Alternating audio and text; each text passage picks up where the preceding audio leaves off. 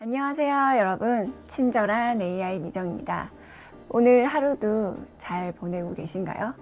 제가 얼마 전에 들은 얘기인데 별일이 없더라도 의식해서 입꼬리를 올리고 웃는 연습을 하면 정말 기분이 좋아지고 즐거운 일이 생긴다고 하더라고요.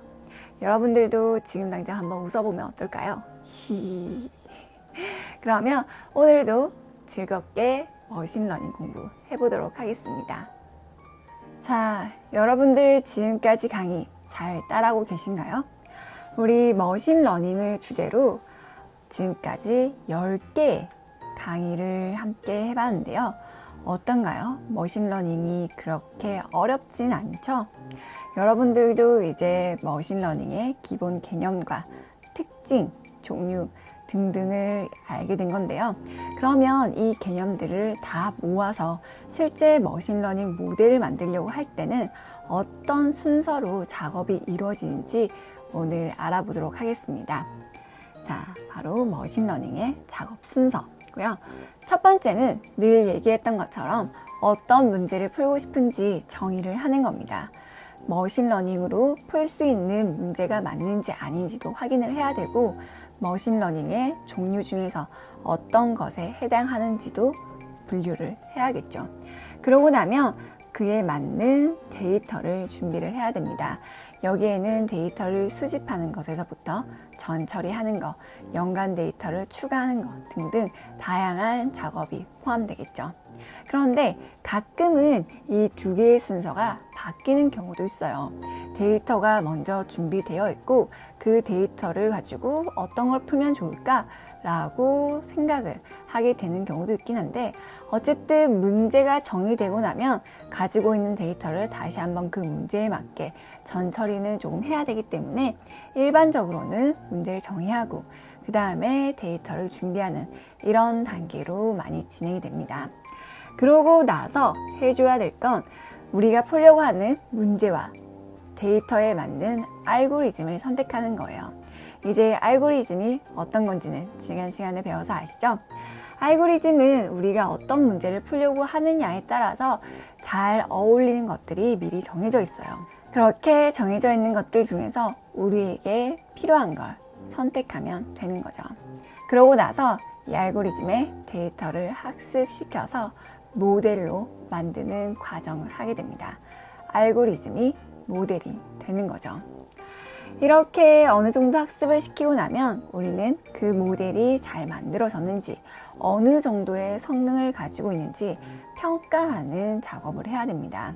이 평가를 할 때는 이 모델이 언더피팅이나 오버피팅이 일어나진 않았는지, 그리고 모델의 전체 용량은 적절한지, 너무 크진 않은지 이런 것들도 판단을 하게 되고요.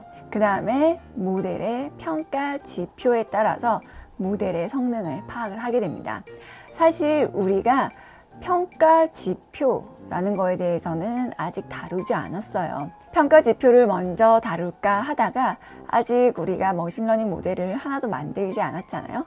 모델을 아직 만들지 않았는데 평가를 하는 거는 조금 여러분들한테 낯설 수도 있을 것 같아서 실습을 하면서 모델이 만들어지면 그때 그 모델을 어떻게 평가하면 좋을지 지표에 대한 이야기를 하도록 하겠습니다.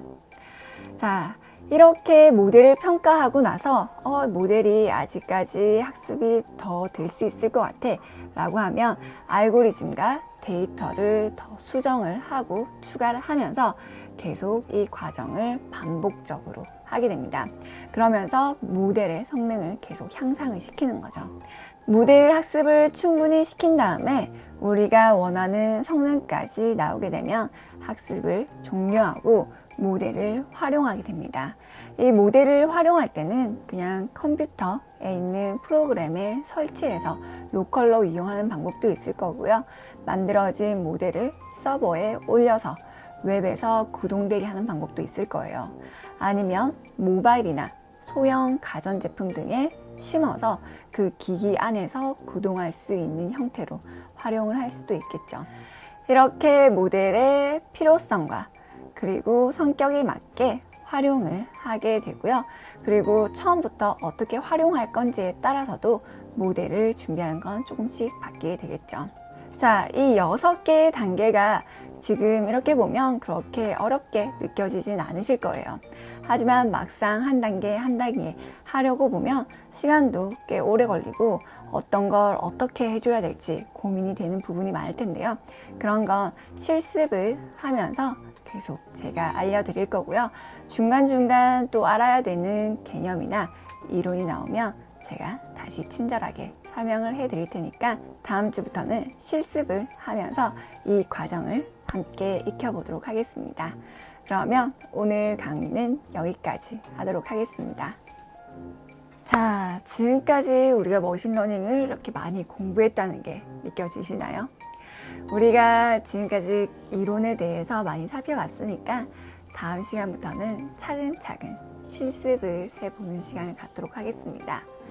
여러분들 요즘 낮에는 햇살이 쨍쨍해서 좀 덥다는 생각도 들지만 밤에는 바람이 차가우니까 꼭 나갈 때 외투나 목도리 하나쯤 챙겨서 나가는 거 잊지 마세요.